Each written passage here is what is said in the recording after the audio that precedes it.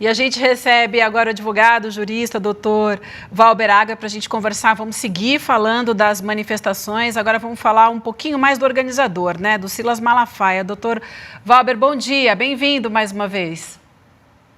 Bom dia, é um extremo prazer, como sempre, estar aqui com vocês. César, Vivian, Deluca, minha satisfação. Bom dia, querido. Prazer é todo nosso. Vamos lá, então, doutor. Silas Malafaia assumiu a linha, ele que organizou, né, de novo, tanto a manifestação em São Paulo, quanto a manifestação agora no Rio de Janeiro também foi organizada, né, assumiu o pelotão de frente, o Silas Malafaia, e ele também assumiu a frente dos ataques mais virulentos contra o STF, Congresso e o governo ontem no ato pró-Bolsonaro. Ele chamou Alexandre de Moraes de, abre aspas, ditador de toga, fecha aspas, e censor da democracia. Parecido com um bilionário também, que andou chamando das duas coisas também, né? Só para traçar aqui um paralelo. Ele disse que o inquérito das fake news é uma farsa e chamou os invasores de 8 de janeiro de meia dúzia de baderneiros. Obrigada. A gente tem esse trecho da fala dele, doutor. Eu proponho que a gente assista primeiro, depois a gente vai lhe ouvir, por favor. Não é um moço que não. Há 2 anos eu chamo Alexandre de Moraes de ditador da toga. Alexandre de Moraes, quem te colocou como censor da democracia? Quem é você para dizer o que um brasileiro pode ou não falar? Mais uma vez avisar a gente que esse áudio ruim que vocês estão ouvindo não tem nada a ver com a nossa transmissão, é o áudio da origem, tá? O áudio realmente da manifestação, porque está esquisito, né? Nesse caso é a voz do Silas Malafaia, que é horrorosa de ouvir também, mas também não é responsabilidade nossa, é responsabilidade dele. Nada a ver com isso. Mas, doutor, o que a gente vê, queria lhe ouvir também, se essa é uma estratégia dos bolsonaristas, né, terceirizar esses ataques, evitar problema com a justiça e deixar isso na boca do Silas Malafaia e não de Bolsonaro e seus aliados ali diretos. Primeiro me chama a atenção a contradição. Veja, essa trupe que tentou várias vezes dar um golpe de Estado, que se alia, inclusive, na defesa da ditadura, vem agora dizer que determinado ministro é ditador.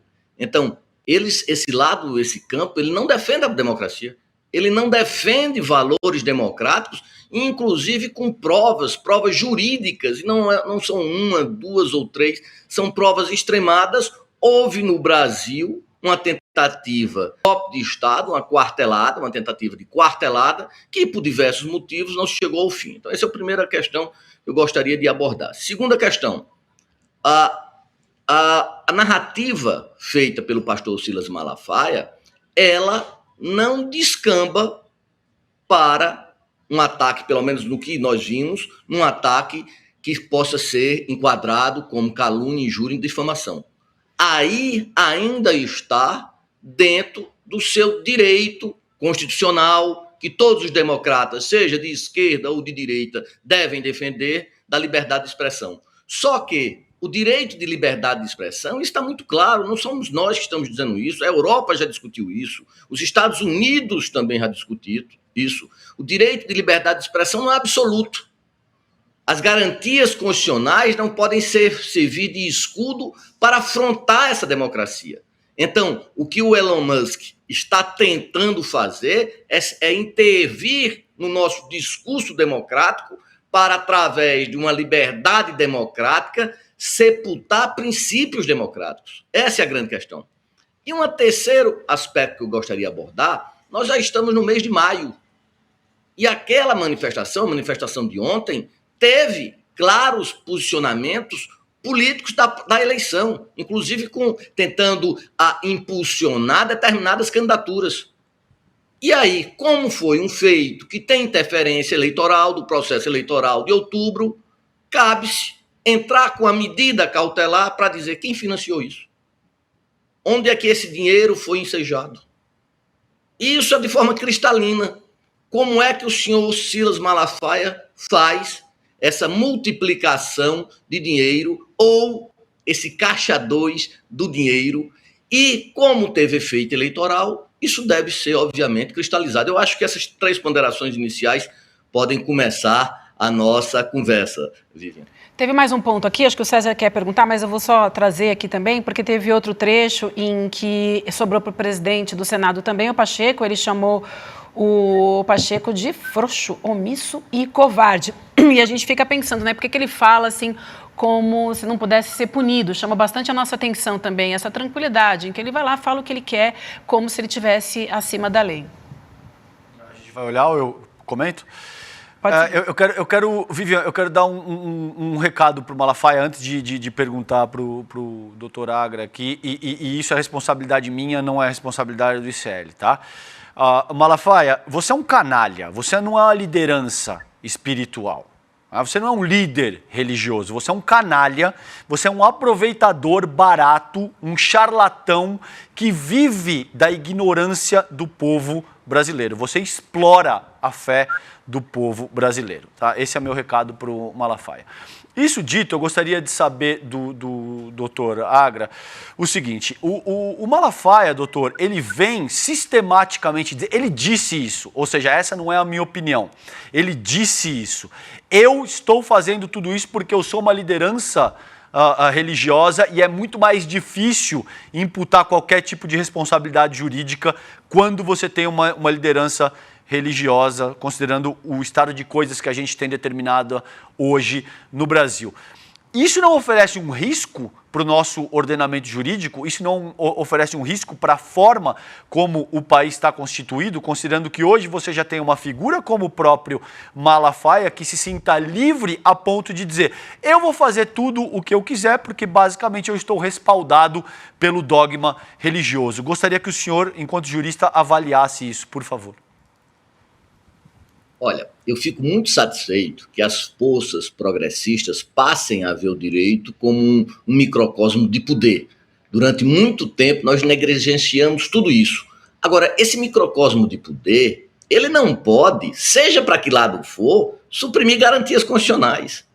E esse linhame, ele é tênue, mas é um linhame. Então, quando o Silas Malafaia fala que Pacheco é frouxo, vamos tirar o método da narrativa. Ele está exercendo o seu direito de liberdade de expressão. Isso é muito claro para mim. Até aí, eu não vejo que ele descabar, seja para uma calúnia, seja para uma injúria, seja para uma difamação. Então, eu não posso cair, e isso é claramente uma armadilha para os setores progressistas, para tentar fazer com que o direito extrapole as liberdades constitucionais. Quem é useiro e vezeiro em cercear essas garantias não somos nós, são eles. Isso tem que ficar muito claro, muito direto, muito específico. Então, até aí eu não vejo nada demais nisso. Ele está tentando politizar e nós, que somos determinadas forças progressistas, nós não podemos cair nesse discurso. Por quê? Porque esse discurso é um discurso ultrapassado, inclusive, no movimento jurídico. Ou seja, a liberdade de expressão não pode servir para quê? Para o incentivo de atos antidemocráticos. Inclusive, por quê? Porque isso constitui crime. Mas a crítica, mesmo crítica exacerbada, ela pode ser dita pelo senhor Silas Malafaia, como por você, César, como por mim. Só mais um adendo, a gente está falando bastante, professor, sobre os inquéritos do Bolsonaro, né? A gente vai falar já com o Guilherme Amado sobre os novos inquéritos onde o ex-presidente pode ser indiciado nos próximos meses. Mas eu também queria falar com o senhor sobre como esses atos podem ajudar a piorar a situação dos investigados, né? De vários investigados nesses atos. O STF recebeu na semana passada um pedido para incluir o Eduardo Bolsonaro e o Gustavo Gaia nas investigações de 8 de janeiro. Um pedido do PSOL junto ao STF fez com que esses dois deputados fossem incluídos nesse inquérito, inclusive que o Elon Musk também está agora nesse grande inquérito que investiga tudo como uma coisa só. Queria que o senhor falasse um pouquinho também sobre essas novas adições a esse inquérito, né? Se o senhor acha que ele tem prazo para terminar logo, em especial esse de 8 de janeiro, e se também esses atos bolsonaristas podem complicar a vida desses investigados ainda mais. Primeiro, nós temos que ter muito cuidado para não alimentar o discurso deles, de que se faz atos arbitrários. Temos que ter um cuidado, e isso o ministro Alexandre de Moraes tem seguido isso de forma muito aminudente. Essa é a primeira questão. Segundo, é uma estratégia extremamente interessante ele terceirizar essa discussão.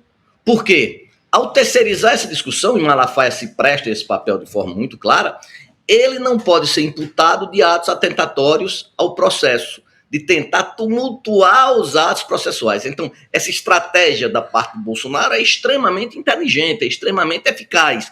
Agora, nós não podemos ter um prazo específico, porque essas ações elas vão ser investigadas paulatinamente. As investigações demandam tempo.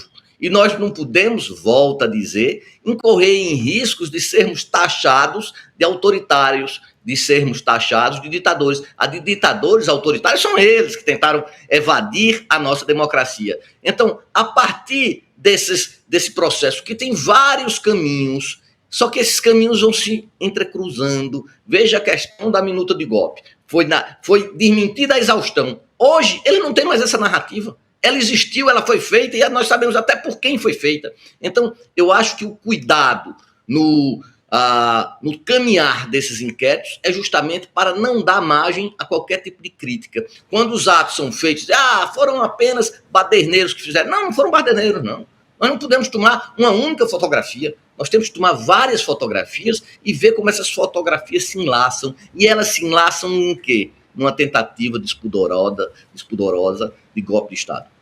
Pois é, até interessante isso que o senhor trouxe da minuta, né? Porque teve um momento, né, em que eles admitem ali, o Silas Malafaia, né, admite a existência da minuta também nessa manifestação de ontem. Mas eu queria puxar outro ponto para a gente falar, que também tem a ver, a gente viu o momento de palmas que o ex-presidente Bolsonaro pediu para o Elon Musk, a gente viu também Gustavo Gayer falando com ele em inglês, mandando uma mensagem, pedindo liberdade, né? Mas a justiça brasileira está de olho nele, né? Enquanto batiam palmas, o bilionário entra na mira da Defensoria Pública da União. O órgão acionou a justiça com um pedido para que o Twitter pague uma indenização de R$1 bilhão por dano moral, coletivo e social causados ao Brasil. A gente tem até um post da Jandira Fegali em que ela fala dessa ação. Então, ela segue aí falando que a Defensoria Pública entrou na justiça com esse pedido para que a rede social do bilionário extremista Elon Musk pague essa indenização de R$1 bilhão por dano moral coletivo e danos sociais causados ao Brasil. Para a Defensoria Pública, Musk cometeu violações graves contra o Estado Democrático de Direito brasileiro ao incitar o descumprimento de decisões jurídicas. O que eu acho disso? Eu acho é pouco. Não se brinca com a soberania nacional. Doutor Valber, é esse mesmo caminho, responder aos ataques de uma maneira que faça doer no bolso dele, ou esse 1 bilhão é pouco?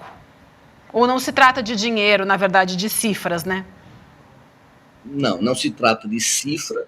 Nós temos apenas que deixar isso muito claro, que essas plataformas digitais, elas não podem, através de garantias que estão esculpidas na nossa Constituição, se sobrepor ao próprio regime democrático. Porque senão, isso é um paradoxo. Veja, eu utilizo uma garantia que é feita em nome da democracia para suplantar a democracia. Então, o ordenamento jurídico brasileiro, ele não admite exceções, afora o direito extraterritorial, por exemplo, das embaixadas. Mas fora essas pequenas exceções, o ordenamento normativo brasileiro, ele é muito claro. E, na verdade, ao atentar contra a democracia, ao tentar fazer um desvalor à nossa democracia, e o que é mais grave, ao tentar de forma muito clara o descumprimento de ordens judiciais, tirando ou mitigando o valor daquele órgão supremo do nosso Poder Judiciário, que é o STF, e o Alexandre de Moraes é um dos seus representantes, ele atentou, obviamente, contra a nossa democracia. É muito claro dizer que há um prejuízo. Agora, a cifra para uma plataforma desse porte é o que menos importa. O que importa é o recado de que uma plataforma, uma empresa multinacional, que é multinacional, os seus interesses não podem espezinhar os nossos interesses. Eles não estão além do limite da nossa jurisdição, da nossa soberania. E esse discurso de ontem, veja que discurso arbitrário, veja que discurso absolutista. Nós estamos numa democracia, eles usam a prerrogativa dessa democracia, mas dizem, não, a plataforma não precisa obedecer ao ordenamento jurídico. Ou seja, nossa democracia, nosso ordenamento jurídico não seria para todos. Ou seja, alguns privilegiados que eles elencam como eles querem, poderiam estar fora dessa narrativa de jurisdição, poderia estar fora de ser obrigado a obedecer à nossa lei. Veja, no século XXI, nós estamos aqui tentando clamar o princípio da legalidade, onde parte da sociedade brasileira não quer cumprir essa legalidade. Veja que coisa despudorosa. E existe alguma chance, em termos práticos, dessa ação prosperar? Como é que o senhor avalia isso? Ou seja, na prática, o Elon Musk pode ser obrigado a ter que pagar R$1 bilhão por dano moral coletivo à União? Como é que o senhor avalia? Não tenho dúvida.